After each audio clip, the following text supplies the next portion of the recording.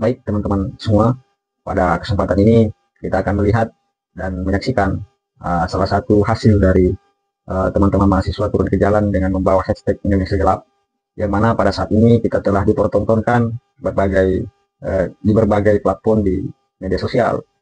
Dalam hal ini kita menyaksikan ada seorang oknum hakim yang diamankan atau ditangkap oleh Kejaksaan Agung terkait dengan kasus suap. Nah, ini adalah salah satu hasil atau salah satu indikator teman-teman mahasiswa kemudian melampirkan dalam kesempatan ini. Kita akan melihat bagaimana respon aksi demonstrasi yang terjadi pada saat itu.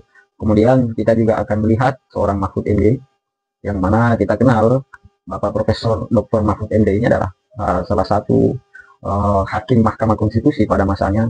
Kemudian juga beliau pernah bergabung dalam pemerintahan di rezim atau di masa Bapak Jokowi dulu.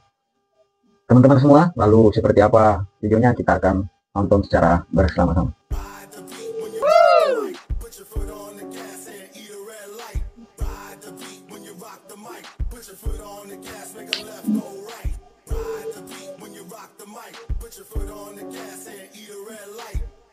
Hadap kanan, gerak.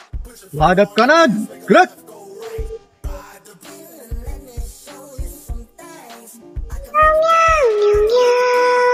Kalau ada yang bilang ke gue, aksi harus damai, aksi Kamisan kurang sedamai apa? 16 tahun, 17 tahun gak pernah didengar. Kemarin aksi camping DPR, main Uno, baca buku, tetap diusir. Kalau aksi rusuh, terus gue sepakat dong. Ada buku judul Disobedience and Democracy pernah mengatakan, demokrasi itu bukan soal prosedural, dia soal keberanian untuk tidak taat. Kenapa harus tidak taat? Kalau kebijakannya, hukumnya disahkan, apakah tiba-tiba kita harus nurut kepada hukumnya? Enggak. Kalau hukum itu dibuat untuk kita malah tertindas, maka jangan patuhi hukum itu, langgar hukum itu. Demonstrasi kan cuma boleh sampai jam 6 malam. Tapi praktek lapangannya kita nggak didengar, kita dipukulin, langgar hukum itu. Karena demokrasi, dalam buku Disobedience and Democracy, bicara soal keberanian untuk berdiri pada moralitas dan pada integritas. Buat apa percaya pada kertas undang-undang kalau kertas undang-undangnya menjadi alat kekuasaan untuk menindas dan juga melakukan ketidakadilan. Jadi untuk teman-teman di luar sana, politik tuh is everything. Teman-teman, every day. Dan gue lagi pengen bilang, forum ini, gue pengen bilang ke orang-orang buzzer-buzzer di luar sana, gue pengen bilang, lu jangan seenak jidat tiap hari ngatain gerakan fitnah, gerakan dibayar, gerakan asing. Kita bisa ngelawan balik. Lu jangan merasa sombong dengan merasa narasi lu akan menjadi algoritma TikTok semua orang. Enggak, kita akan lawan balik. Kita akan lawan balik, kita pastikan suara publik, suara Indonesia gelap yang tujuannya supaya Indonesia cerah, itu nggak mati dengan narasi balik kalian yang bilang wajah kau yang gelap. Enggak. Masyarakat sedang bersatu. Winter is coming, but spring akan juga datang. Oke, terima kasih Bro Yang. Terima kasih atas itu pernyataan. Dan kalau tadi lu nyambungin soal distraksi isu, ya kenapa nggak kawal yang lain, RUU perampasan aset. Bro, lu pernah baca nggak tuntutan Indonesia gelap? Kemarin pas aksi, harusnya enggak sih, karena lu ngata-ngatain Indonesia gelap terus.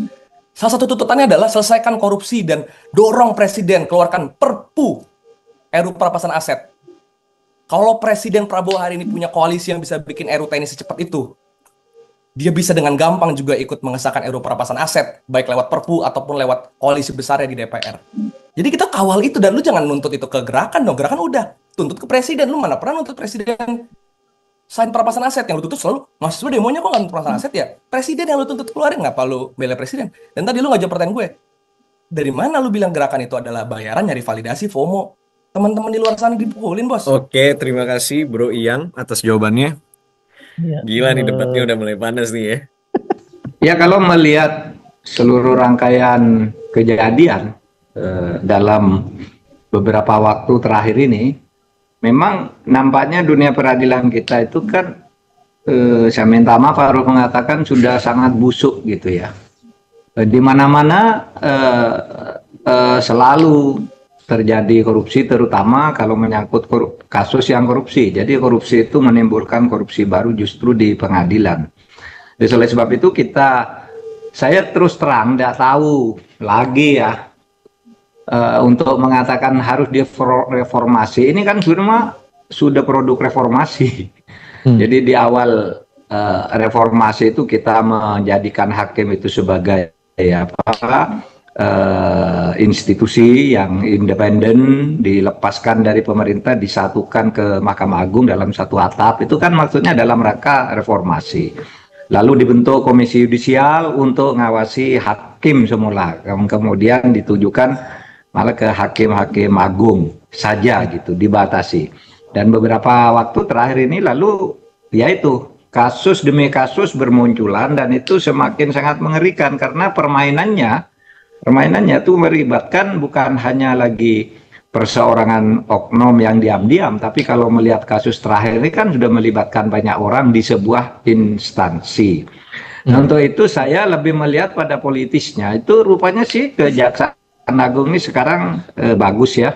Langkah-langkahnya yang terakhir ini relatif bagus dan mungkin menjadi yang paling tidak saat ini menjadi yang terbagus di antara penegak hukum yang lain, dengan temuan-temuan dan langkah-langkahnya.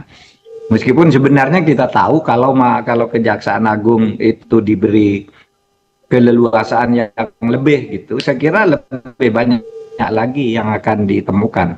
Karena saya melihat Kejaksaan Agung sendiri pada tahap tertentu tidak berani lanjut ya. Paling yang tertangkap pertama aja atau tertangkap tangan, lalu yang di atasnya lagi tidak dilanjutin.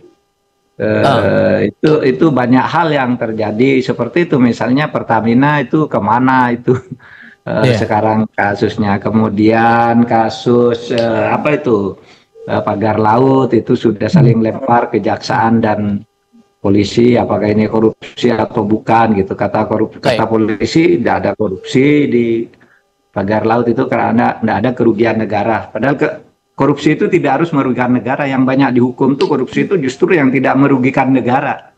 Misalnya ketua MK itu kan tidak merugikan negara, dia nerima uang dari masyarakat. Kemudian ada hakim, kalau tidak salah siapa yang dari Semarang, tuh, hakim agung yang baru ditangkap, tidak ada merugikan negara.